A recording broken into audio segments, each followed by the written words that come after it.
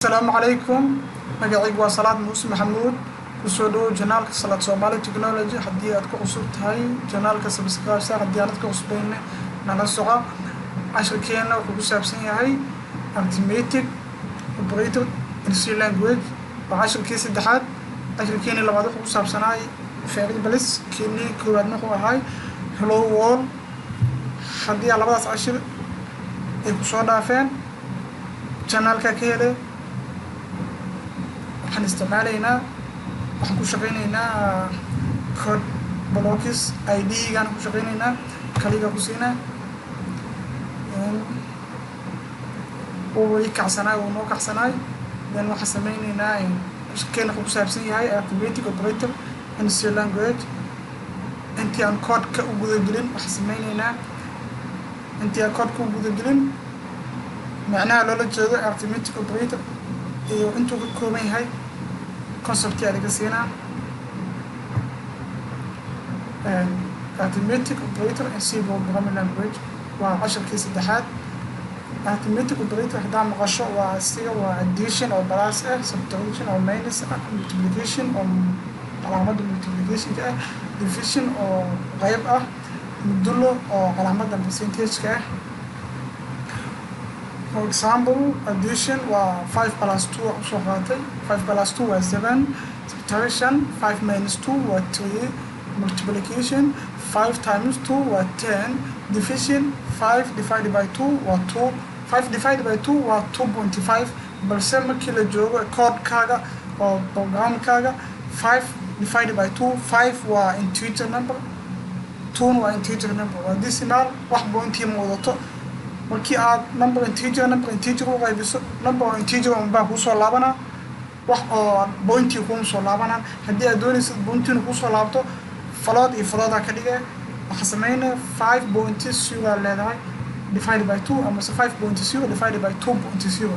si float ahaan ugu dhigto waa kaasa macnaha u dhaxay waa kaasa division modulo asiga waxa waa remainder as result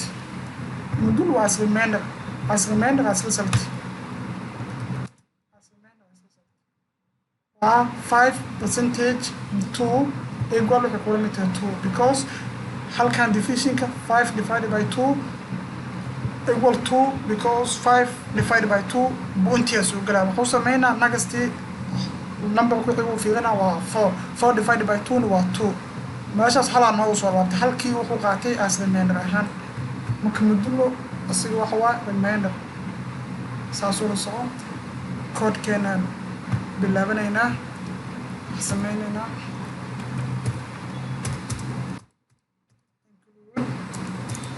stdio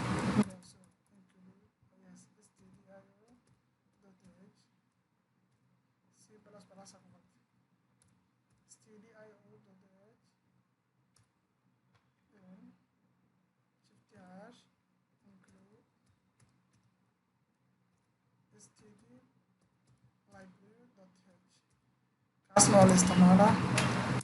sameynayna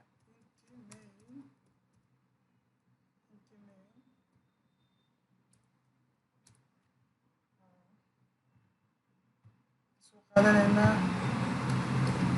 nt waa data type variable magaca uu samaysanayna for example x equal 20 semicolon then next nt y equal to 10 semicolon z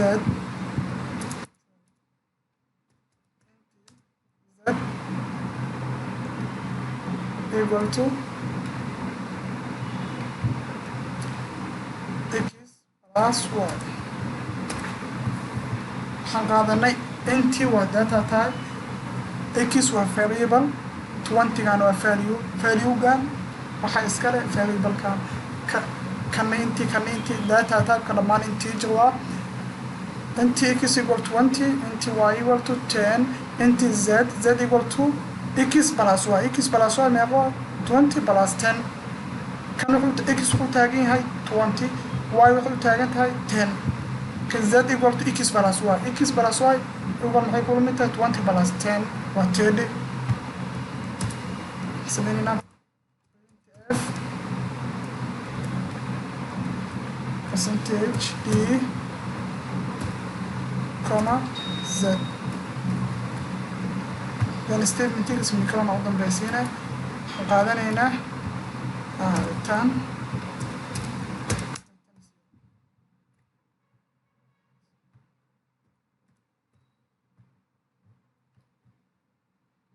file ama bilti aad leedahay uu wax qalada ma lahan execute tedi waa kana tedi waxaan sameynay int x equal to 20 int y equal to 10 int z equal to x plus y z aan daabacayna z haddii la daabaco z maxay kula mid tahay z waxay kula mid tahay x plus y hadda waxaan daabacana z y z percentage d adana percentage d because integer waa decimal so waxaan qaadanaynaa d percentage d aan qaadanaynaa comma z argumentiga waxaan qaadanaynaa saddexa waxay noola mid tahay tedi waxaan ka dhigaynaa halkan calaamada ka bedelaynaa minus aan ka dhigaynaa minus then waxaan leenahay combine ama multi then run 10 waa kana 20 minus 10 equal to 10 20 minus 10 equal to 10 waa 10 calaamada ka bedelayna meesha waxaan leenahay multiple 20 times 10 maxay kula mid tahay waa 200 200 multi aa leedahay then waa kana 200 calaamada ka sii bedelayna divide leenahay 20 divided by 10 waa 2 multi aa leedahay then run waa 2 then waa kaas and arithmetic operator actually ku saabsan waa kana soonada kale aan qaadanaynaa qaab kale loo sameynaa soonada kale waxaan qaadanaynaa inta z semicolon sameynayna printf quotation double addition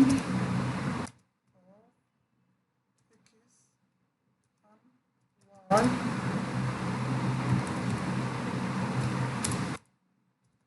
addition of x and y equal percentage t new line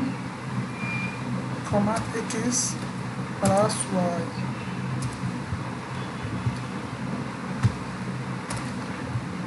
Align the addition of x and y, addition of x and y equal to denominator percentage new line comma x plus y 20 meeshaan 20 waa ka bedela 30 aa ka dhiga 30 plus 10 equal to denominator 40 fiirinayna combine la sameyna wax qalada ma lahan then run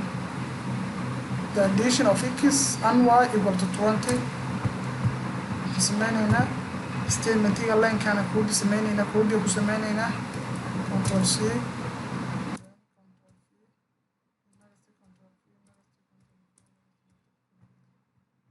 addition ka bedelayna subtraction alayna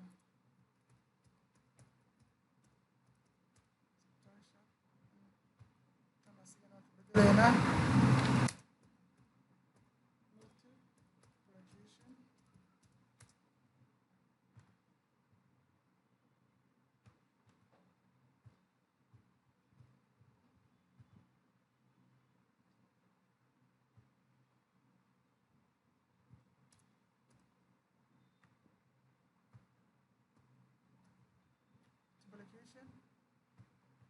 kan ka bedelayna division alayna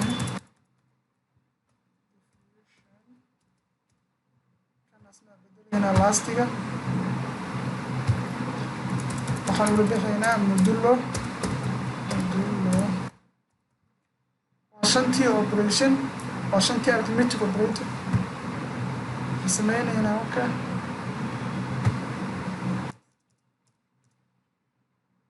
أنا بقول واحد meela isku keenaa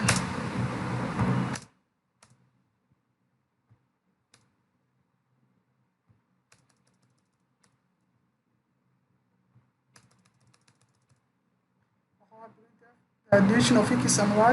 the subtraction of x and y, the multiplication of x and y, the division of x and y, the modulo of x and y. So kan waa plus kan waa minus ka dhigayna meesha minus inta bedelayna calaamada multiply ka dhigayna taqraabada waxaan bedelayna division ka dhigayna kan waa bedelayna modulo ka dhigayna percentage. Then waxaan ku sameeynayna 10 plus 30 plus 10 waxay noo noqonaya addition keeda 40 subtraction keedana waxay noqonaya 30 minus 10 waa 20 combine ku sameeyna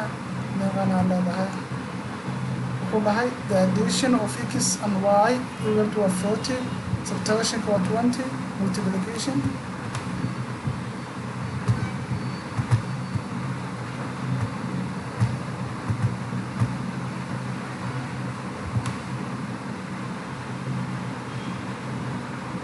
noo kana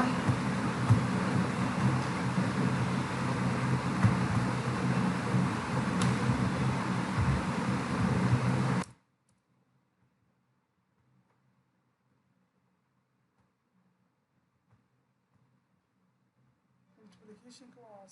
300 divisionka x and y division hadii lagu sameeyo waa 3 modulo 0 because modulo si waa remainder hadda wax remainder ma bay soo noqon